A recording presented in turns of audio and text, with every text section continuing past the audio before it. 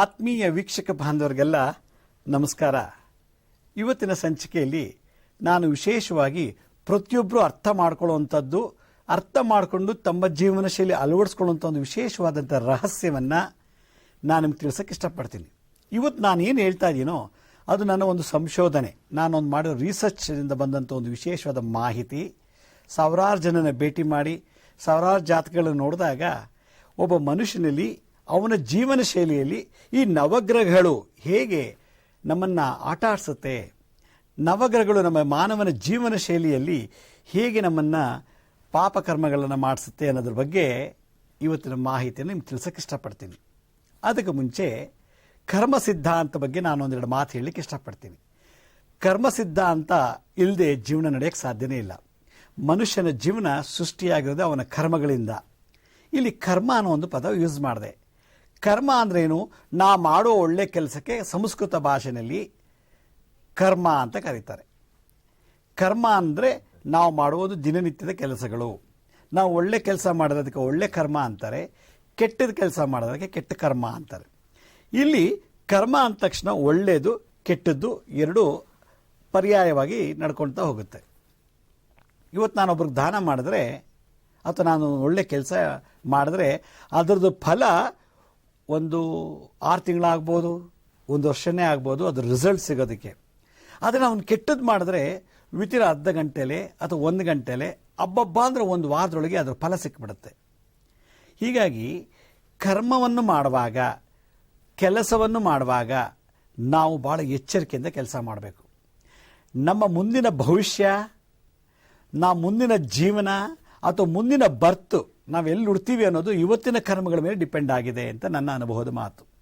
ಹೀಗಾಗಿ ಈ ಕರ್ಮ ಸಿದ್ಧಾಂತ ನೀವೇನಾದ್ರು ಅರ್ಥ ಮಾಡ್ಕೊಂಬಿಟ್ರೆ ಸರಿಯಾಗಿ, ನಾವು ಮುಂದೆ ಮಾಡುವಂಥ ಎಲ್ಲ ಎಪಿಸೋಡ್ಸಲ್ಲಿ ಮಾಟ ಮಂತ್ರಗಳ ಬಗ್ಗೆ ಹೆಂಗೆ ತೆಗೆಯೋದು, ರೋಗಗಳನ್ನ ಹೆಂಗೆ ಕ್ಯೂರ್ ಮಾಡೋದು, ಯಾವ ಕರ್ಮ ಮಾಡಿದ್ದಕ್ಕೆ ಯಾವ ಕಾಯಿಲೆ ಬಂತು, ಆ ಕಾಯಿಲೆಗೆ ಸಂಬಂಧಪಟ್ಟಂತೆ ಪರಿಹಾರ ಏನು ಅನ್ನೋದನ್ನು ನೀವೇ ಗುರುತಿಸಿ ನೀವೇ ಅದಕ್ಕೆ ಸೊಲ್ಯೂಷನನ್ನು, ಪರಿಹಾರವನ್ನು ಕಂಡುಕೊಳ್ಬೋದು ಅನ್ನೋ ದೃಷ್ಟಿನಲ್ಲಿ ಇವತ್ತಿನ ಸಂಚಿಕೆಯಲ್ಲಿ ನಾನು ಕರ್ಮ ಸಿದ್ಧಾಂತದ ಬಗ್ಗೆ ಮಾತಾಡಬೇಕು ಅಂತ ಇಷ್ಟಪಡ್ತೀನಿ. ಹಾಗಂದರೆ ಇವತ್ತಿನ ಸಬ್ಜೆಕ್ಟನ್ನು ಅಂದರೆ ಇವತ್ತಿನ ಟಾಪಿಕ್ ಏನಪ್ಪ ಅಂದರೆ, ಮಾನವನ ಜೀವನ ಶೈಲಿಯಲ್ಲಿ ನವಗ್ರಹಗಳ ಪಾತ್ರ ಏನು, ನವಗ್ರಹಗಳು ನಮ್ಮ ಜೀವನ ಅಂದರೆ ನಮ್ಮ ಬದುಕಿನಲ್ಲಿ ಹೇಗೆ ನವಗ್ರಹಗಳು ನಮ್ಮನ್ನು ಆಟ ಆಡಿಸುತ್ತೆ ಅನ್ನೋದ್ರ ಬಗ್ಗೆ ಇವತ್ತಿನ ಒಂದು ಸಣ್ಣ ಉದಾಹರಣೆ ಮೂಲಕ ತಿಳಿಸೋಕ್ಕೆ ಇಷ್ಟಪಡ್ತೀನಿ. ಈಗ ನಾವು ಸಹಜವಾಗಿ ಪ್ರತಿಯೊಬ್ಬರು ಅಯ್ಯೋ ಏನು ಕರ್ಮ ಮಾಡಿದ್ನೋ ಇವತ್ತು ಹೂ ಮಾರೋನು ಗುಟ್ಬಿಟ್ಟೆ, ಅಯ್ಯೋ ಏನು ಕರ್ಮ ಮಾಡಿದ್ನೋ ಇವತ್ತು ಎಲೆ ಮಾರ್ತಾ ಇದ್ದೀನಿ, ಅಯ್ಯೋ ಏನು ಕರ್ಮ ಮಾಡಿದ್ನೋ ಇವತ್ತು ಚಪ್ಪಿ ಹೊಲಿಯೋ ಕೆಲಸ ಮಾಡ್ತಾ ಇದ್ದೀನಿ, ಅಯ್ಯೋ ಏನು ಕರ್ಮ ಮಾಡಿದ್ನೋ ಇವತ್ತು ಬೀದಿನಲ್ಲಿ ಗಾಡೀಲಿ ತರಕಾರಿನ ಹಾಕ್ಕೊಂಡು ಮಾರ್ತಾ ಹೊರಟಿದ್ದೀನಿ. ಕೆಲವರು ಅವ್ರ ಕರ್ಮ ತಕ್ಕಂತೆ ಜೀವನ ಸೃಷ್ಟಿ ಮಾಡ್ತಾ ಇದ್ದೀವಿ ಅಂತ ಹೇಳ್ತಾರೆ. ಅಂದರೆ ಮಾತೆತ್ತರು ಅಲ್ಲಿ ಕರ್ಮ ಕರ್ಮ ಅಂತ ಬರುತ್ತೆ. ಆದರೆ ಕರ್ಮ ಅಂದ್ರೆ ಏನಂತ ಯಾರಿಗೂ ಗೊತ್ತಾಗಿಲ್ಲ. ಆ ಕರ್ಮಕ್ಕೆ ಅಧಿಪತಿ ಯಾರು, ಯಾರು ಮಾಡಿಸ್ತಾರೆ ಒಳ್ಳೇದು ಕೆಟ್ಟದ್ದು ಕೆಲಸನ? ಕೆಟ್ಟದ್ದು ಯಾರು ಮಾಡು ಅಂತ ಹೇಳ್ತಾರೆ, ಒಳ್ಳೇದು ಯಾರು ಮಾಡು ಅಂತ ಹೇಳ್ತಾರೆ, ಎರಡೂ ಮಾಡಿಬಿಡ ಅಂತ ಇನ್ಯಾರು ಹೇಳ್ತಾರೆ ಅನ್ನೋದನ್ನು ನಾವು ಒಂಚೂರು ಗಮನ ಇಟ್ಟು ಅದನ್ನು ಚಿಂತನೆ ಮಾಡಿಬಿಟ್ರೆ ನಾವು ಯಾವಾಗಲೂ ಮಹಾಪುಣ್ಯವಂತರೇ ಆಗಿಬಿಡ್ತೀವಿ, ಇಲ್ಲಾಂದರೆ ಮಹಾಪಾಪಿಗಳಾಗ್ಬಿಡ್ತೀವಿ. ಕಾಸು ತಕ್ಕಂತೆ ಕಜ್ಜಾಯ ಅಂತ ಒಂದು ಕನ್ನಡದಲ್ಲಿ ಗಾದೆ. ಕರ್ಮದ ತಕ್ಕಂತೆ ನಮ್ಮ ಜೀವನ ಅಂತ ಹೇಳ್ತಾರೆ. ನೀವು ಒಳ್ಳೆ ದುಡ್ಡು ಕೊಟ್ಟರೆ ಒಳ್ಳೆ ಹಣ್ಣು ಸಿಗುತ್ತೆ, ಒಳ್ಳೆ ಪದಾರ್ಥ ಸಿಗುತ್ತೆ. ಅದರಲ್ಲೂ ಕಮ್ಮಿ ದುಡ್ಡು ಕೊಟ್ಬಿಟ್ಟು ಒಳ್ಳೆ ಪದಾರ್ಥ ಕೇಳಿದ್ರೆ ಸಿಗೋದಿಲ್ಲ. ಹಾಗೆ ಮುಂದಿನ ಜನ್ಮ ಅಂತ ಏನಾರು ಇದ್ದರೆ ಈ ಜನ್ಮದಲ್ಲಿ ಒಳ್ಳೆ ಕರ್ಮ ಮಾಡಿ ಅಂತ ಕರ್ಮ ಸಿದ್ಧಾಂತ ಹೇಳುತ್ತೆ. ಹೀಗಿದ್ಮೇಲೆ ಆ ಕರ್ಮ ಹೆಂಗೆ ಮಾಡಬೇಕು, ಯಾರು ಮಾಡಿಸ್ತಾರೆ ಅಂತ ಒಂದು ಪ್ರಶ್ನೆ ಬಂದಾಗ ನಮ್ಮ ಜೀವನದಲ್ಲಿ ಪ್ರತಿಯೊಂದು ಕರ್ಮವನ್ನು ನಮ್ಮ ಮನಸ್ಸು ಮಾಡಿಸುತ್ತೆ. ನಮ್ಮ ಮನಸ್ಸನ್ನು ನಿಗ್ರಹಿಸೋರು ಯಾರು, ಕಂಟ್ರೋಲ್ ಮಾಡೋರು ಯಾರು ಅಂದರೆ ನವಗ್ರಹಗಳು, 9 ಪ್ಲಾನೆಟ್ಸ್. ಈ 9 ಪ್ಲಾನೆಟ್ಸ್ಗಳು ಎಲ್ಲಿದೆ? ಈ ಪ್ರಕೃತಿನಲ್ಲಿದೆ. ಆದ್ದರಿಂದ ಪ್ರಕೃತಿಯನ್ನು ಈ 9 ಗ್ರಹಗಳು ನಡೆಸಿದ್ರೆ ಆ 9 ಗ್ರಹಗಳು ಈ ಮಾನವನ ಶರೀರದಲ್ಲ ಆಗುವುಗಳೆಲ್ಲ ನಡೆಸುತ್ತೆ. ಶಾಸ್ತ್ರದಲ್ಲಿ ಹೇಳ್ತಾರೆ, ಕರ್ಮ ಸಿದ್ಧಾಂತದಲ್ಲಿ 84 ಜೀವರಾಶಿಗಳು ಇದೆಯಂತೆ ಜಗತ್ತಿನಲ್ಲಿ, ಈ ಬ್ರಹ್ಮಾಂಡದಲ್ಲಿ 84 ಜೀವರಾಶಿಗಳು. ಮನುಷ್ಯ ಒಬ್ಬ ಜೀವರಾಶಿ. ಆ ಮನುಷ್ಯನಿಗೊಬ್ಬರಿಗೆ ಮಾತ್ರ ಆಸ್ತಿ ಮಾಡಬೇಕು, ಕಾರ್ ತಗೋಬೇಕು, ಇವಳು ಡೈವರ್ಸ್ ಕೊಟ್ಟು ಅವ್ರ ಮದುವೆ ಮಾಡ್ಕೋಬೇಕು, ಆ್ಯಕ್ಟರ್ ಆಗಬೇಕು, ಸ್ಪೋರ್ಟ್ಸ್ಮನ್ ಆಗಬೇಕು, ಸೈಟ್ ಮಾಡಬೇಕು, ಕೋಟಿಗಟ್ಟಲೆ ದುಡ್ಡು ಇಡಬೇಕು, ಕೆಜಿಗಟ್ಟಲೆ ಚಿನ್ನ ಇಡಬೇಕು, ಕೆಜಿಗಟ್ಟಲೆ ಬೆಳ್ಳಿ ಇಡಬೇಕು ಅನ್ನೋದು ಆಸೆ ಬರೋದು ಮನುಷ್ಯನಿಗೆ ಮಾತ್ರ, ಯಾವುದೇ ಪ್ರಾಣಿಗಳಿಗಿಲ್ವಂತೆ. ಹಾಗಿದ್ಮೇಲೆ ಇಷ್ಟೆಲ್ಲ ಮಾಡಬೇಕು ಅಂತ ಆಸೆ ಇರುವಂಥ ವ್ಯಕ್ತಿ ಮಾನವ, ಅವನು ಕರ್ಮಗಳನ್ನ ಮಾಡೋಕ್ಕೆ ಶುರು ಮಾಡ್ತಾನೆ. ಒಬ್ಬ ಜೋರಾಗಿ ಸೈಟ್ ತಗೊಂಡು ಮನೆ ಕಟ್ಟಬೇಕು ಅಂದಾಗ ಅವ್ನು ಲಂಚ ತಗೊಳಕ್ಕೆ ಶುರು ಮಾಡ್ತಾನೆ. ಆ ಲಂಚ ಕೆಟ್ಟ ಕರ್ಮ. ಇನ್ನೊಬ್ಬರನ್ನ ಹಾಳು ಮಾಡಿ ಮೇಲ್ ಬರಬೇಕು ಅಂತಾನೆ, ಇನ್ನೊಬ್ಬರನ್ನ ಸಾಯಿಸಿ ತಾನು ದೊಡ್ಡ ವ್ಯಕ್ತಿ ಆಗಬೇಕು ಅಂತಾನೆ. ಹೀಗೆ ಹಲವಾರು ಕರ್ಮಗಳನ್ನು ಮಾಡಿ ತನ್ನ ಆಸೆಯನ್ನು ನೀಗಿಸ್ಕೊಳ್ಳೋಕೆ ಮನುಷ್ಯ ಪ್ರಯತ್ನ ಪಡ್ತಾನಲ್ಲ, ಆ ಪ್ರಯತ್ನಕ್ಕೆ ಯಾರು ಗುರಿ, ಯಾರು ಹೊಣೆ ಅಂತ ನೋಡಿದಾಗ ನನ್ನ ಒಂದು ಸಂಶೋಧನೆಯಲ್ಲಿ ಈ 9 ಗ್ರಹಗಳು ಅಂತ ಅನಿಸ್ಬಿಡ್ತು. ಅದಕ್ಕಾಗಿ ಈ 9 ಗ್ರಹಗಳನ್ನ ನಾವು ನಮ್ಮ ಕಂಟ್ರೋಲ್ ಇಟ್ಕೊಂಡ್ರೆ ನಾವು ಸದಾ ನಾವು ದುಡಿಬೇಕು ಅನ್ನೋ ಹಂಬಲ ಇಲ್ದೋದ್ರೂ ಕೂಡ ಅದೇ ತನಗೆ ತಾನೇ ಭಾಗ್ಯ ಬರುತ್ತೆ. ಅಂದರೆ ಸುಳ್ಳು, ಮೋಸ, ವಂಚನೆ, ಲಂಚ ತಗೊಂಡು ಭ್ರಷ್ಟಾಚಾರದಲ್ಲಿ ಬದುಕೋ ಬದಲು ನಮ್ಮ ನಡವಳಿಕೆಗಳನ್ನು ಶುದ್ಧೀಕರಣ ಮಾಡ್ಕೊಂಡ್ಬಿಟ್ರೆ ನಮ್ಮ ನಡವಳಿಕೆ ತಕ್ಕಂತೆ, ನಮ್ಮ ಸಂಸ್ಕಾರ ತಕ್ಕಂತೆ ಜೀವನ ಸೃಷ್ಟಿಯಾಗತ್ತೆ. ಆ ಜೀವನ ಶೈಲಿ ಸೃಷ್ಟಿಯಾಗತ್ತೆ. ಆ ಜೀವನ ಶೈಲಿ ತಕ್ಕಂತೆ ಒಂದೊಂದು ಸ್ಥಾನ, ಮಾನ, ಮರ್ಯಾದೆ, ಗೌರವ ಪ್ರಾಪ್ತಿಯಾಗ್ತದೆ ಅಂತ ನನ್ನ ಒಂದು ಅನುಭವದ ಮಾತು. ಅದಕ್ಕಾಗಿ ನಾವು ಜೀವನದಲ್ಲಿ ಒಳ್ಳೆ ಕರ್ಮ ಮಾಡಬೇಕು ಅಂದರೆ ಮೊದಲು ನಾವು ಚೆನ್ನಾಗಿ ಓದಿರಬೇಕು ಅಂತಲ್ಲ, ರೂಪವಂತರಾಗಿರಬೇಕು ಅಂತಲ್ಲ, ಭಾಳ ಜಿಮ್ ಮಾಡಿ ಬಾಡಿ ಬಿಲ್ಡ್ ಮಾಡಬೇಕು ಅಂತಲ್ಲ, ಅಥವಾ ಕೋಟ್ಯಾಂತರ ರೂಪಾಯಿ ಇಡಬೇಕು ಅಂತಲ್ಲ. ಜಿಮ್ಮು, ಬ್ಯೂಟಿ, ಯೌವನ, ಐಶ್ವರ್ಯ, ಸುಖ, ಶಾಂತಿ ಎಲ್ಲ ಸಿಗೋದು ನಮ್ಮ ಕರ್ಮಗಳ ಮೂಲಕ ವಿನಃ ಅದ್ರ ಮೂಲಕ ನಮ್ಮ ಜೀವನ ಸೃಷ್ಟಿ ಆಗೋದಿಲ್ಲ. ಅದರಿಂದ ಒಳ್ಳೆ ಕರ್ಮ ಮಾಡೋಣ, ಒಳ್ಳೆ ಜೀವನ ಸೃಷ್ಟಿ ಮಾಡೋಣ. ಆ ಜೀವನಕ್ಕೊಂದು ಶೈಲಿ, ಸ್ಟೈಲ್, ಆ ಒಂದು ಸ್ಟೈಲ್ ಕ್ರಿಯೇಟ್ ಮಾಡಿದಾಗ ನಮ್ಮದಾದಂಥ ಸುಖವನ್ನು ನಾವು ಪಡಿಬೋದು. ನಾವೇನು ಮಾಡ್ತೀವಿ, ಗೊತ್ತಿಲ್ಲದೇನೋ ನಾವು ಏನೋ ಕೆಟ್ಟದ್ದು ಮಾಡಿಬಿಟ್ಟು ದಿನ ಪೂರ್ತಿ, ವರ್ಷ ಪೂರ್ತಿ, ಸಾಯೋವರೆಗೂ ಜಂಜಾಟ, ಹೋರಾಟ, ನರಳಾಟ, ಬಡದಾಟ, ಕೋರ್ಟು, ಪೊಲೀಸು ಏನೆಲ್ಲ ಸೃಷ್ಟಿ ಮಾಡ್ಕೊಂಡ್ಬಿಡ್ತೀವಿ. ಇದಕ್ಕೆಲ್ಲ ಮೂಲ ಕಾರಣ ಯಾರು ಅಂದಾಗ ನವಗ್ರಹಗಳು ಅಂತ ಹೇಳ್ತಾರೆ. ಒಂದು ಸಣ್ಣ ಉದಾಹರಣೆ, ನಾ ಸುಮ್ಮನೆ ಕೂತಿದ್ರೆ ಮನಸ್ಸು ಹೇಳುತ್ತೆ, ಲಕ್ಷ್ಮೀ ಶ್ರೀನಿವಾಸ ಅಲ್ಲಿ ದುಡ್ಡು ಕದಿ ಅಂತೆ, ನೋಡೋ ಅಲ್ಲಿ 2,000 ರೂಪಾಯಿ ನೋಟಿದೆ, ನೋಡು ಅಲ್ಲಿ 2,000 ರೂಪಾಯಿ ನೋಟಿದೆ ಅಂತ ಹೇಳುತ್ತೆ. ಅವಾಗೇನಾಗತ್ತೆ ಮನಸ್ಸು, ಯಾರೂ ಇಲ್ಲ ಅಲ್ವಾ, 2,000 ರೂಪಾಯಿ ಸುಮ್ಮನೆ ಇದೆಯಲ್ವಾ, ನಾನೇ ತಗೋಬಾರ್ದು ಅಂದ್ಬಿಟ್ಟು ಮನಸ್ಸು ಹೇಳುತ್ತೆ, ಆ ದುಡ್ಡನ್ನು ತಗೊಳಕ್ಕೆ ಟ್ರೈ ಮಾಡು ಅಷ್ಟೇ, ನೋಡು ಅಕ್ಕಪಕ್ಕದಲ್ಲಿ ಯಾರಿದ್ದಾರೆ ನೋಡು, ತಗೋ ಅಂತ ಹೇಳುತ್ತೆ ಮನಸ್ಸು. ಅವಾಗೇನಾಗತ್ತೆ ಮನಸ್ಸೇನು ಹೇಳ್ತು, 2,000 ರೂಪಾಯಿ ನೋಟ್ ಇದೆ, ನೀನು ತಗೋ ಅಂತ ಹೇಳುತ್ತೆ, ಅಲ್ಲ ಕದಿ ಅಂತ ಹೇಳುತ್ತೆ. ಅವಾಗೇನಾಗತ್ತೆ, ನಾನೇನು ಮಾಡ್ತೀನಿ, ಇಲ್ಲಿಂದ ಎದ್ದೋಗಿ ಆ 2,000 ರೂಪಾಯಿ ನೋಟನ್ನ ತಗೊಳಕ್ಕೆ ಪ್ರಯತ್ನ ಪಡ್ತೀನಿ. ಅದಕ್ಕೆ ಅಲ್ಲಿಗೆ ಅರ್ಥ ಏನು, ನಾನು ಕಳ್ತನ ಮಾಡ್ತಾ ಇದ್ದೀನಿ ಅಂತ. ಯಾವಾಗ ಅದನ್ನು ಕಳ್ತನ ಮಾಡಿದ ತಕ್ಷಣ ಜಾಬ್ ಇಟ್ಕೊಂಡು ಅಲ್ಲಿಂದ ಜಾಗ ಖಾಲಿ ಮಾಡ್ತೀನಿ. ಇದು ಒಂದು ಕರ್ಮ. ಇದೆಲ್ಲ ಯಾರು ಮಾಡಿಸ್ತಿದೆ ಅಂತ ತಿಳ್ಕೊಳಕ್ ಬೇಕಂತ ಹೊರಟಾಗ ನವಗ್ರಹಗಳು ನಮ್ಮ ಜೊತೆ ಆಟ ಆಡ್ತಿದೆ. ಹಾಗಾದರೆ ನಾನು ಡೀಟೇಲ್ ಆಗಿ ನವಗ್ರಹಗಳ ಕ್ಯಾರೆಕ್ಟರ್ಸ್ ಏನು, ಅದರ ಕರ್ಮ ಏನು ಅಂತ ಅನ್ನೋದನ್ನ ಸಣ್ಣ ಒಂದು ವಿರಾಮದ ನಂತರ ತಿಳಿಸೋಕ್ಕೆ ಇಷ್ಟಪಡ್ತೀನಿ. ಬನ್ನಿ ಈ ಒಂದು ಪುಟ್ಟ ವಿರಾಮ ತಗೊಳ್ಳೋಣ.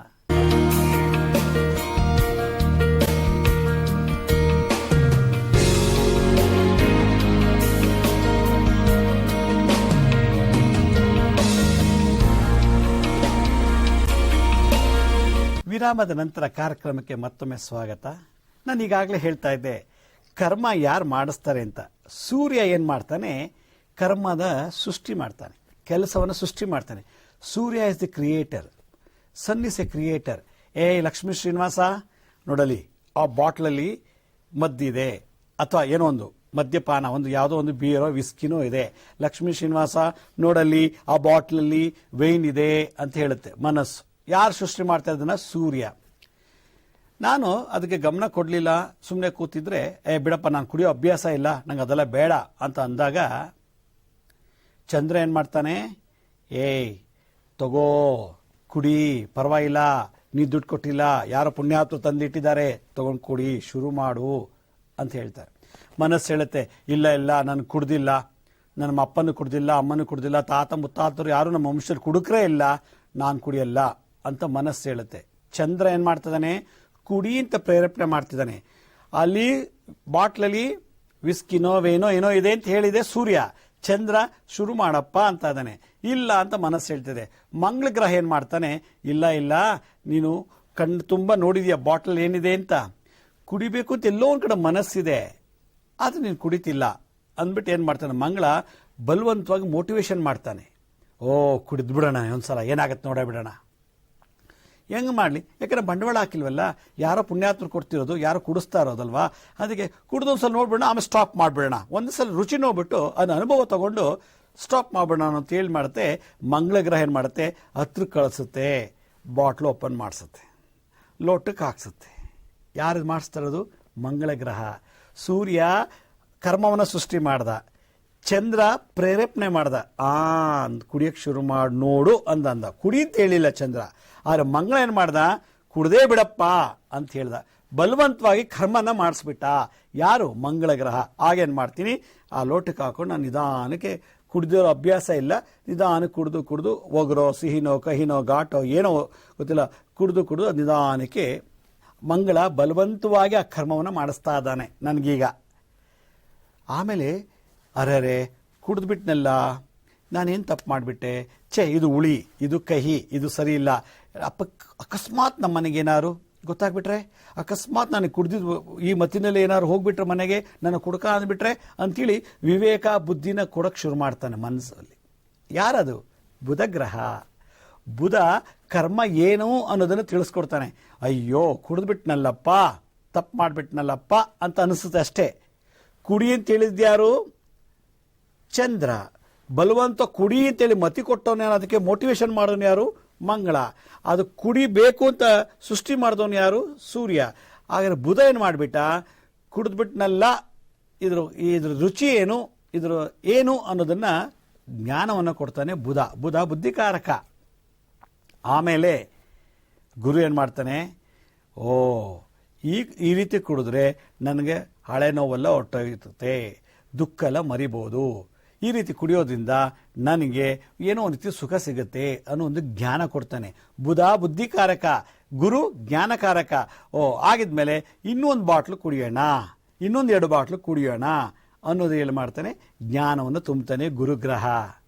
ನೋಡಿ ಕರ್ಮ ಹೆಂಗೆ ಶುರುವಾಯಿತು. ಕರ್ಮ ಸೂರ್ಯ ಸೃಷ್ಟಿ ಮಾಡ್ದ, ಚಂದ್ರ ಅದ್ರ ಬಗ್ಗೆ ಪ್ರೇರೇಪಣೆ ಮಾಡ್ದ, ಮಂಗಳ ಬಲವಂತವಾಗಿ ತಳೆದ ಕರ್ಮ ಕೆಲಸ ಮಾಡಲಿಕ್ಕೆ, ಬುಧ ಅದ್ರದ್ದು ಏನು ಅಂತ ರುಚಿ ತೋರಿಸ್ದ, ಗುರು ಆಮೇಲೆ ನಿಜವಾದ ಇದ್ರಲ್ಲಿ ಮಜಾ ಇದೆಯಪ್ಪ, ನಿಶ ಏರ್ದಂತ ಅಲ್ಲ, ನಿಶ ಏರ್ತಿದ್ದಂಗೆ ಗುರುಗ್ರಹ ಇನ್ನೊಂಚೂರು ಕುಡಿಬೇಕು, ಒಳ್ಳೆ ಸುಖ ಇದೆ, ನನಗೆ ಇದು ಸಾಲ ಬಾಧೆ ಮರ್ತೋಯ್ತು, ರೋಗ ಬಾಧೆ ಮರ್ತೋಯ್ತು, ಕುಟುಂಬದಲ್ಲಿ ಆಫೀಸಲ್ಲಿ ನಡೆಯೋ ಎಲ್ಲ ಜಂಜಾಟಗಳ ಬಾಧೆ ಕುಡಿಯೋತದಿಂದ ಮರಿಬೋದು ಅನ್ನೋದು ಜ್ಞಾನ ಕೊಟ್ಟುಬಿಟ್ಟ ಗುರುಗ್ರಹ.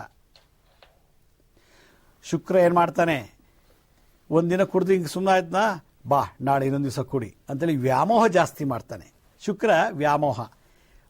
ಈ ಹುಡುಗಿ ಬೇಡವಾ, ಡೈವರ್ಸ್ ಕೊಡು, ಇನ್ನೊಬ್ಳು ಕಟ್ಕೋ, ಇದು ಬೇಡವಾ, ಇನ್ನೊಂದು ಮನೆ ಕಳ್ತನ ಮಾಡು, ಇವನು ಮೋಸ ಮಾಡಿದೆ, ಇನ್ನೊಬ್ಬರಿಗೆ 10 ಜನಕ್ಕೆ ಮೋಸ ಮಾಡು ಅನ್ನೋ ಆಸೆ ಆಕಾಂಕ್ಷೆಗಳನ್ನ, ವ್ಯಾಮೋಹವನ್ನ ಶುಕ್ರ ಗ್ರಹ ಸೃಷ್ಟಿ ಮಾಡಿಬಿಡ್ತಾನೆ. ಗುರು ಜ್ಞಾನ ಕೊಟ್ಟ, ಇದ್ರ ಮಜಾ ಸಿಕ್ಕಿದೆ, ಕಂಟಿನ್ಯೂ ಮಾಡುತ್ತಾ ಪದೇ ಪದೇ ಮಾಡು ಅಂತ ಯಾರು ಹೇಳ್ತಾರೆ? ಶುಕ್ರ ಗ್ರಹ. ಅವಾಗೇನು ಮಾಡ್ತೀನಿ ನಾನು? ಪದೇ ಒಂದ್ಸಲ ಕುಡಿಯೋಕೆ ಶುರು ಮಾಡಿದನು, ಅವತ್ತೇನೆ 2 ಸಲ ಕುಡಿತೀನಿ, 3 ದಿನ ಕುಡಿಯೋಕೆ ಶುರು ಮಾಡ್ತೀನಿ, ಹೋಗ್ತಾ ದೊಡ್ಡ ಕುಡುಕನೇ ಆಗ್ಬಿಡ್ತೀನಿ, ದಿನ ಕುಡಿಲಿಲ್ಲ ಅಂದ್ರೆ ಬದುಕಕ್ಕೆ ಆಗಲ್ಲ ಅನ್ನೋ ರೀತಿ ತಂದುಬಿಡ್ತಾನೆ ಶುಕ್ರ ಗ್ರಹ. ವ್ಯಾಮೋಹ, ಕಾಮ, ಸೆಕ್ಸು, ಸಿಗರೇಟು, ಡ್ರಗ್ಸು, ಕುಡಿಯೋದು, ಸೇದೋದು, ಲಂಚ ತಗೊಳ್ಳೋದು, ಇದನ್ನೆಲ್ಲ ರಿಪೀಟೆಡ್ಲಿ ಪದೇ ಮಾಡಿಸೋರು ಯಾರು? ಶುಕ್ರ ಗ್ರಹ. ಯಾವಾಗ ಶುಕ್ರ ಮಾಡಿದ್ದನ್ನೇ ಮಾಡಿಸ್ತಿರ್ತಾನೋ ಅಂದರೆ ವ್ಯಾಮೋಹ ಜಾಸ್ತಿ ಮಾಡಿಸ್ತಿರ್ತಾನೋ ಅವಾಗ ಕರ್ಮದ ಜಾಸ್ತಿ ಆಗ್ತಾ ಹೋಗುತ್ತೆ, ಕೆಟ್ಟ ಕರ್ಮಗಳು ಜಾಸ್ತಿ. ಅದೇ ಥರ ಒಳ್ಳೆದು ಮಾಡಿಸ್ತಾನೆ ಶುಕ್ರ. ಶನಿ ಏನು ಮಾಡಿಬಿಟ್ಟ? ಲಂಚ ತಗೊಂಡೆ, ಲೋಕಾಯುಕ್ತರು ಹಿಡಿದು ಬಿಟ್ರು, ಆಗ ಜ್ಞಾನೋದಯ ಕೊಡ್ತೇನೆ, ವೈರಾಗ್ಯ ಕೊಡ್ತಾನೆ ಶನಿ. ತಪ್ಪು ಮಾಡಿಬಿಟ್ಟೆ, ಕ್ಷಮಿಸಿ ಅಂತಾನೆ. ನಾನು ತಪ್ಪು ಮಾಡಿಬಿಟ್ಟೆ, ಕುಡಿದು ನನ್ನ ಕರಳು ಸುಟ್ಟೋಯ್ತು, ಕುಡಿದು ದುಡ್ಡು ಹಾಳು ಮಾಡಿಕೊಂಡೆ, ಕುಡಿದು ಹೆಂಡತಿ ಒಡವೆನೆಲ್ಲ ಮಾರಿ ನಾನು ಕುಡಿತಕ್ಕೆ ಹಾಕೊಂಡ್ಬಿಟ್ಟೆ, ಕುಡಿದು ಮನೆ ಮಠ ಎಲ್ಲ ಆಸ್ತಿ ಮಾಡಿಕೊಂಡೆ ಅನ್ನೋದನ್ನು ಜ್ಞಾನ ಎಷ್ಟೋ ದಿವಸ ಆದಮೇಲೆ ಕೊಡ್ತಾನೆ ಶನಿ ಗ್ರಹ. ಶನಿ ಜ್ಞಾನನ ವೈರಾಗ್ಯವನ್ನು ತುಂಬುತ್ತಾನೆ, ಕರ್ಮದಕ್ಕೆ ವೈರಾಗ್ಯ ತೋರಿಸ್ತಾನೆ. ಆ ಕರ್ಮ, ಆ ಕೆಲಸದಲ್ಲಿ ಏನು ವೈರಾಗ್ಯ, ಸೀಕ್ರೆಟ್ ಏನು, ಒಳ್ಳೇದು ಯಾವುದು, ಕೆಟ್ಟದ್ದು ಯಾವುದು ಅಂತ ತಿಳುವಳಿಕೆ ಕೊಡೋದು ಶನಿ ಗ್ರಹ. ಅದರಿಂದ ಶನಿ ಏನು ಮಾಡ್ತಾನೆ?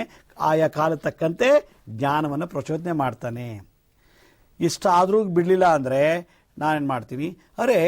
ನಾನಂತೂ ಕುಡುಕ ಅಲ್ಲ, ಇದು ಹೆಂಗೆ ಬಂದ್ಬಿಡ್ತು ಕುಡುಕ, ನಾನೊಬ್ಬ ಕಳ್ಳ ಅಲ್ಲ, ನಾನೊಬ್ಬ ಲಂಚಕೋರ ಅಲ್ಲ, ಹೆಂಗೆ ಬಂತು ಅಂತ ನೋಡಿದಾಗ ರಾಹು ಏನು ಮಾಡ್ತಾನೆ?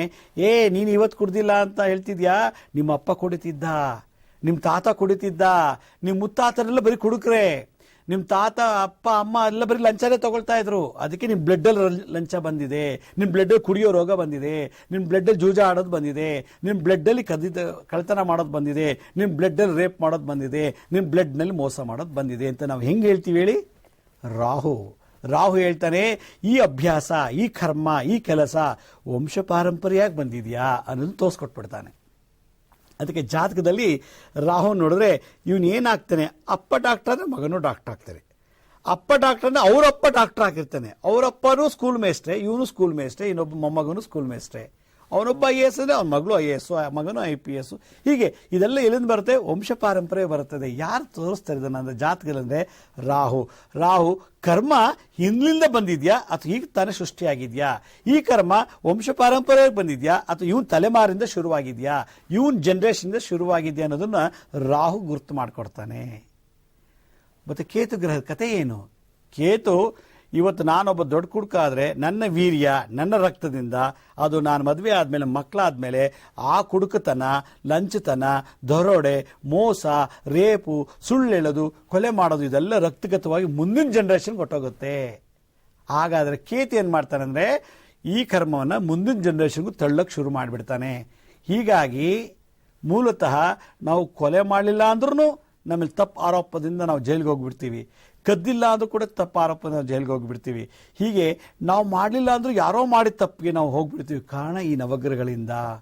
ಹೀಗಾಗಿ ಈ ನವಗ್ರಹಗಳನ್ನ ನಾವು ಭಾಳ ಬಂದೋಬಸ್ತಾಗಿ ಮಾಡ್ಕೊಳ್ಳಿಲ್ಲ ಅಂದರೆ ನಾವು ದೊಡ್ಡ ಕರ್ಮಕ್ಕೆ ತುತ್ತಾಗಿ ದೊಡ್ಡ ಪನಿಷ್ಮೆಂಟ್ ಅನುಭವಿಸ್ಬೇಕಂತ ಸ್ಥಿತಿ ಬಂದ್ಬಿಡ್ತದೆ. ಹಾಗಾದರೆ ಇದ್ರ ಫಲ ಏನು ಅನ್ನೋದನ್ನು ಒಂದು ಸಣ್ಣ ವಿರಾಮದಂತ ತಿಳಿಸ್ತೀನಿ.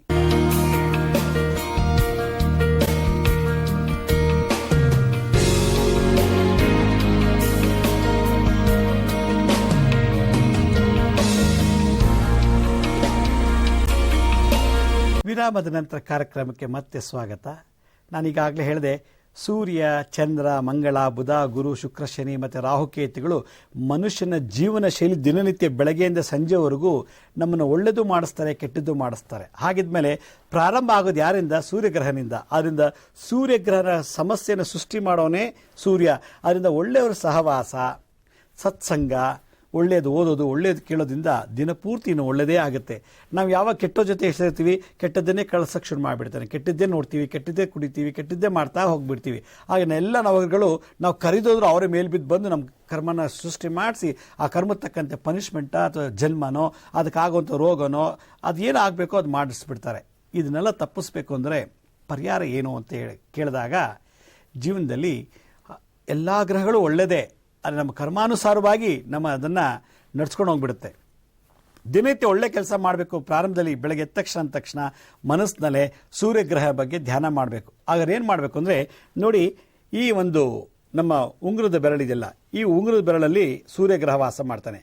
ಈ ಸೂರ್ಯಗ್ರಹಕ್ಕೆ ಈ ಸೂರ್ಯಗ್ರಹನ ಟೆಸ್ಟ್ ಮಾಡಿಬಿಟ್ಟು ನೋಡಿ, ಈ ರೀತಿ ಈ ಮಧ್ಯದ ಉಂಗುರದ ಬೆರಳನ್ನು ಟಚ್ ಮಾಡಿದ್ರೆ ನಮ್ಗೆ ಯಾವಾಗಲೂ ಮನಸ್ಸಲ್ಲಿ ಒಳ್ಳೆ ಥಾಟ್ಸ್ ಬರುತ್ತೆ. ಇದು ಒಳ್ಳೆ ಥಾಟ್ಸ್, ಇವತ್ತು ಒಳ್ಳೆ ಕೆಲಸ ಮಾಡೋಣ.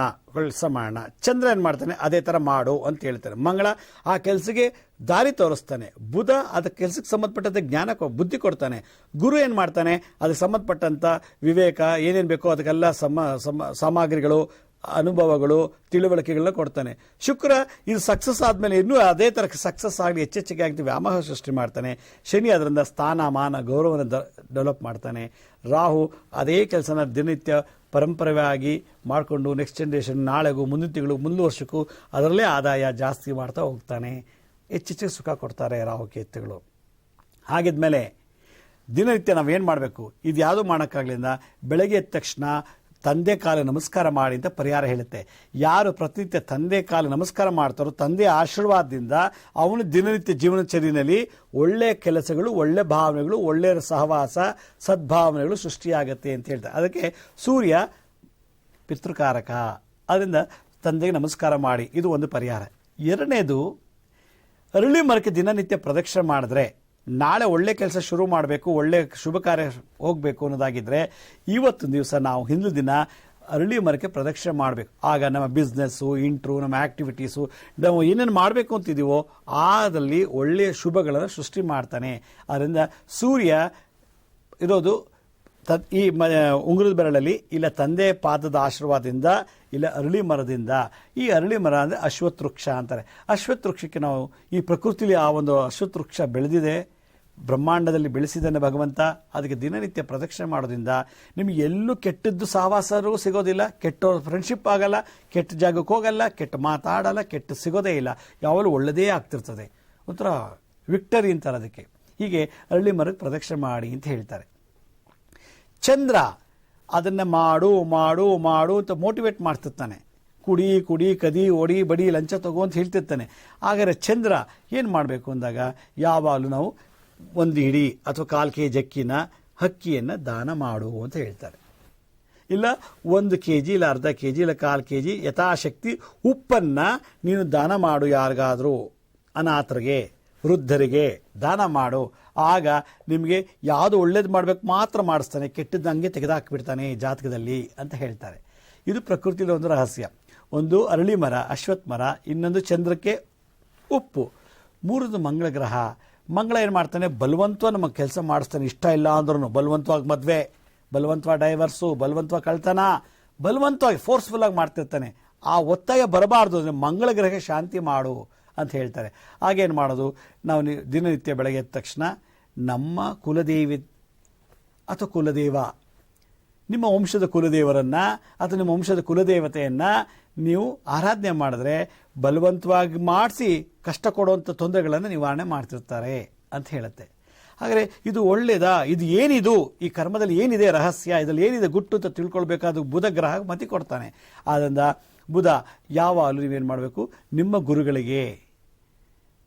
ಗುರುಗಳಿಗೆ ಒಂದಿಷ್ಟು ಕಡಲೆಕಾಯಿ ಬೀಜ, ಕಡಲೆಕಾಯಿ ತಿನ್ನುವಂಥ ಕಡಲೆಕಾಯಿ ಅದನ್ನು ನೀವು ದಾನ ಮಾಡಿ. ಇಲ್ಲ ಯಾವುದೋ ಶಿರ್ಡಿ ಸಾಯಿಬಾಬಾ, ಅಕ್ಕಲಕೋಟೆ ಸ್ವಾಮಿ ಸಮರ್ಥ, ದತ್ತಾತ್ರೇಯರು ಈ ಥರದ ಗುರುಸ್ಥಾನಕ್ಕೆ ಹೋಗಿ ನೀವು ಕಡಲೆಕಾಯಿ ದಾನ ಮಾಡಿದ್ರೆ ಆಗ ಬೇಡಪ್ಪ, ಈ ಕೆಲಸ ಮಾಡಬೇಡಪ್ಪ, ಇಲ್ಲೋದ್ರೆ ಜೈಲಿಗೆ ಹೋಗ್ತೀಯಾ, ಇಲ್ಲೋದ್ರೆ ನಿನಗೆ ಲೋಕಾಯುಕ್ತ ಹಿಡಿತಾರೆ, ಇಲ್ಲೋದ್ರೆ ಹಿಂಗೆ ಮಾಡಿಬಿಡ್ತಾರೆ, ಹಂಗೆ ಮಾಡಿಬಿಡ್ತಾರೆ ಅಂತ ಬುಧ ಮತಿ ಕೊಡ್ತಾನೆ ಕೆಲಸ ಪ್ರಾರಂಭ ಆಗೋಕ್ಕೆ ಮುಂಚೆನೆ. ಗುರು ಏನು ಮಾಡ್ತಾನೆ, ಈ ಕೆಲಸ ಮಾಡೋ ಬದಲು ಹಿಂಗೋಗಿ, ಇದು ಮಾಡಿದ್ರೆ ನಿಂಗೆ ಇಷ್ಟು ತೊಂದರೆ ಆಗುತ್ತೆ, ಇದು ಮಾಡಿದ್ರೆ ನಿಂಗೆ ಇಷ್ಟು ತೊಂದರೆ ಆಗಲ್ಲ, ಇದು ಮಾಡೋದ್ರಿಂದ ಸಮಾಜಕ್ಕೆ ಇಷ್ಟು ಒಳ್ಳೆಯದು, ಇದು ಮಾಡಿದ್ರೆ ನಿನಗೆ ಒಳ್ಳೆಯದು, ಇದು ಮಾಡಿದ್ರೆ ನಿಂಗೆ ಗೋತ್ರಕ್ಕೆ ನಿಮ್ಮ ವಂಶಕ್ಕೆ ಒಳ್ಳೆಯದು ಅಂತ ತಿಳುವಳಿಕೆನೇ ಕೊಡ್ತಿರ್ತಾನೆ. ಹಾಗಾದ್ರೆ ಎಲ್ಲಿ ಮಾಡಬೇಕು ಅಂದರೆ ಸದಾ ಯಾವಾಗಲೂ ನಾವು ಬೇವಿನ ಮರಕ್ಕೆ, ಇಲ್ಲ ಔದುಂಬ ವೃಕ್ಷ, ಹತ್ತಿ ಹಣ್ಣಿನ ಮರ, ಇಲ್ಲ ಬೇವಿನ ಮರಕ್ಕೆ ಪ್ರದಕ್ಷಿಣೆ ಮಾಡ್ತಾ ಇದ್ರೆ ಗುರು ನಮ್ಗೆ ಒಳ್ಳೆಯದನ್ನೇ ಕೊಟ್ಟು ಒಳ್ಳೆಯವ್ರ ಸಹವಾಸ, ಒಳ್ಳೆ ಫ್ರೆಂಡ್ಶಿಪ್, ಒಳ್ಳೆಯದಲ್ಲೇ ಕರ್ಕೊಂಡು ಹೋಗ್ಬಿಡ್ತಾನೆ. ಬೇವಿನ ಮರ ಇಲ್ಲ ಔದುಂಬ ವೃಕ್ಷಕ್ಕೆ ಪ್ರದಕ್ಷಿಣೆ ಮಾಡಿ ಅಂತಾರೆ. ಶುಕ್ರ ಯಾವಾಗಲೂ ಏನು ಮಾಡು, ಹಸುವಿನ ಹಾಲನ್ನು ಸಕ್ಕರೆ ಹಾಕಿಬಿಟ್ಟು, ಇಲ್ಲ ಬರೀ ಸಕ್ಕರೆ, ಇಲ್ಲ ಒಂದು ತುಪ್ಪ, ಇಲ್ಲ ಬೆಲ್ಲದಚ್ಚನ್ನು, ಸಕ್ಕರೆ ಅಥವಾ ಬೆಲ್ಲ ಅಥವಾ ತುಪ್ಪ ಅಥವಾ ಹಾಲು ತುಪ್ಪ ಸಕ್ಕರೆ ಹಾಕಿರೋ ಒಂದು ಹಾಲನ್ನು ಲೋಟದಲ್ಲಿ ಯಾವ್ದಾದ್ರು ಬಡ ಮಕ್ಕಳಿಗೆ, ಕೂಸುಗಳಿಗೆ ದಾನ ಮಾಡೋದ್ರಿಂದ ಆ ತಪ್ಪನ್ನು ಮತ್ತೆ ಮಾಡ್ಲಿಕ್ಕೆ ಬಿಡಲ್ಲ ಶುಕ್ರ ಗ್ರಹ. ಆ ತಪ್ಪನ್ನು ಮತ್ತೆ ರಿಪೀಟ್ ಮಾಡೋಕ್ಕೆ ಬಿಡೋದಿಲ್ಲ, ಕದಿಗೆ ಬಿಡಲ್ಲ, ಸುಳ್ಳು ಹೇಳಕ್ಕೆ ಬಿಡಲ್ಲ, ಲಂಚ ತಗೊಳಕ್ಕೆ ಬಿಡಲ್ಲ. ತಪ್ಪು ಅವಾಗೆ ಮನ್ನಿಸ್ಬಿಟ್ಟು ಸನ್ಮಾರ್ಗದಲ್ಲಿ ಕರ್ಕೊಂಡು ಹೋಗ್ಬಿಡ್ತಾನೆ ಶುಕ್ರ ಗ್ರಹ. ಆಮೇಲೆ ಶನಿ ಎಲ್ಲ ಮಾಡಿಬಿಟ್ಟು ಜೈಲಿಗೆ, ಪೊಲೀಸ್ ಸ್ಟೇಷನ್ಗೆ ಹೋಗೋ ಬದಲು ದಿನನಿತ್ಯ ಶಮಿ ವೃಕ್ಷಕ್ಕೆ, ಬನ್ನಿ ಮರಕ್ಕೆ ಪ್ರದಕ್ಷಿಣೆ ಮಾಡಿಬಿಟ್ರೆ, ಇಲ್ಲ ಯಾವಾಗಲೂ ಕಪ್ಪು ಬಟ್ಟೆಯನ್ನು ಧರಿಸ್ತಾ ಇದ್ರೆ, ಇಲ್ಲ ಯಾವಾಗಲೂ ಜೋಬಲ್ಲಿ ಒಂದು ಕಪ್ಪು ತುಂಡು ಖರ್ಚಿಪ್ ಇಟ್ಕೊಂಡಿದ್ರೆ, ಇಲ್ಲ ಕಪ್ಪಿಗೆ ಸಂಬಂಧಪಟ್ಟಂಥದ್ದು ಯಾವ್ದಾದ್ರು ವಾಚ್ ಬೆಲ್ಟೋ, ಕಪ್ಪಿಗೆ ಸಂಬಂಧಪಟ್ಟಂಥದ್ದು ಯಾವ್ದಾದ್ರು ಒಂದು ದಾರನೋ, ಇದನ್ನು ನಮ್ಮ ಶರೀರ ಸ್ಪರ್ಶ ಆಗ್ತಿದ್ರೆ ಕೆಟ್ಟದ್ದನ್ನು ಮಾಡ್ಲಿಕ್ಕೆ ಬಿಡಲ್ಲ, ಮಾಡಾದ್ಮೇಲೆ ಪ್ರಾಶಿತ್ಯ ಮಾಡ್ಕೊಳಕ್ಕೆ ಬಿಡೋದಿಲ್ಲ. ಮತ್ತು ಇದೇ ತಪ್ಪು ನಮ್ಮ ಮುಂದಿನ ಜನ್ರೇಷನ್ಗೆ, ವಂಶ ಪಾರಂಪರೆಗೆ ಹೋಗಿ ಕಳಿಸೋರು ಯಾರು? ಕೇತು ಗ್ರಹ. ರಾಹು ಏನು ಮಾಡ್ತಾನೆ, ಹಿಂದಿಲ್ದೆಲ್ಲ ತಂದು ಈಗ ನಡೆಸ್ತಾನೆ. ಜನ್ಮದ್ದು ತಾತ ಮುತ್ತಾತರು ಮಾಡಿರೋ ಕರ್ಮದೆಲ್ಲ ನಮ್ಮ ಮುಖಾಂತರ ಮಾಡಿಸ್ಬಿಡ್ತಾನೆ ರಾಹು. ಹೀಗಾಗಿ ಈ ರೀತಿ ನಡೆದಂಥ ಸಂದರ್ಭದಲ್ಲಿ ರಾಹು ಕೇತುಗಳಿಗೆ ನಾವು ಕುಕ್ಕೆ ಸುಬ್ರಹ್ಮಣ್ಯ, ಘಾಟಿ ಸುಬ್ರಹ್ಮಣ್ಯ, ಪಳನಿ, ಕಾಳಹಸ್ತಿ ಅಥವಾ ಹುತ್ತಿಗೆ ಪ್ರದಕ್ಷಿಣೆ ಮಾಡೋದ್ರಿಂದ, ನಿಜವಾದ ಹಾವಿಗೆ ಒಂದು ಲೋಟ ಹಾಲು ಕುಡಿಸೋದ್ರಿಂದ, ಏನೂ ಇಲ್ಲ ಅಂದರೆ ಅರಳಿ ಮರ, ಬೇವಿನ ಮರದ ಕೆಳಗಡೆ, ಅಶ್ವತ್ಥ ವೃಕ್ಷಗಳ ಕೆಳಗಡೆ ನಾಗರ ದೇವತೆಗಳ ಪ್ರತಿಷ್ಠಾಪನೆ ಮಾಡ್ತಾನೆ. ಅದಕ್ಕೆ ಹಾಲಿನ ಪೂಜೆ ಮಾಡೋದ್ರಿಂದ ವಂಶ ಪಾರಂಪರೆಯಿಂದ ಬಂದಿರೋ ಶಾಪ, ವಂಶ ಪಾರಂಪರೆಯಿಂದ ಬಂದಿರೋ ಕೆಟ್ಟ ಗುಣ ನಡವಳಿಕೆಗಳು ಇದೆಲ್ಲ ಅಲ್ಲೇ ಸ್ಟಾಪ್ ಆಗಿ ಅದು ಶಾಪ ಮುಂದಿನ ಜನ್ರೇಷನ್ಗೆ ಹೋಗಿಬಿಡಲ್ಲ, ಆ ಕರ್ಮಗಳು ಮುಂದಿನ ಜನ್ರೇಷನ್ಗೆ ಹೋಗಿಬಿಡೋಕ್ಕಲ್ಲ ಈ ಕೇತು ಗ್ರಹ. ಹೀಗೆ ಈ 9 ಗ್ರಹಗಳು ನಮ್ಮ ನಿತ್ಯ ಜೀವನದಲ್ಲಿ ಮನುಷ್ಯನ ಬೆಳಗ್ಗೆಯಿಂದ ಸಂಜೆವರೆಗೂ ನಾವು ಮಾಡುವಂಥ ಕೆಲಸಗಳು ಸೇರಿಸಿ ಒಳ್ಳೆಯದು ಮಾಡಿಸುತ್ತೆ, ಕೆಟ್ಟದ್ದು ಮಾಡಿಸುತ್ತೆ. ಈ ಥರ ಇದ್ದಂಥ ಸಂದರ್ಭದಲ್ಲಿ ನಾವು ನಿತ್ಯ ಓಂ ಸೂರ್ಯಾಯ ಚಂದ್ರಾಯ ಮಂಗಳಾಯ ಬುಧಾಯ ಚ ಗುರು ಶುಕ್ರ ಶನಿಭ್ಯಶ್ಚ ರಾಹು ಕೇತುವೆ ನಮಃ ಅಂತ ಈ ಮಂತ್ರವನ್ನು 9 ಸಲ ಬೆಳಗ್ಗೆ ಎದ್ದ ತಕ್ಷಣ ಹಾಸಿಗೆ ಮೇಲೆ ಕೂತು ಹೇಳಿಬಿಟ್ರೆ 9 ಗ್ರಹಗಳು ನಿಮ್ಗೆ ಇನ್ಫ್ಲೂಯೆನ್ಸ್ ಮಾಡುತ್ತೆ, ಒಳ್ಳೆಯದನ್ನೇ ಮಾಡಿಸುತ್ತೆ.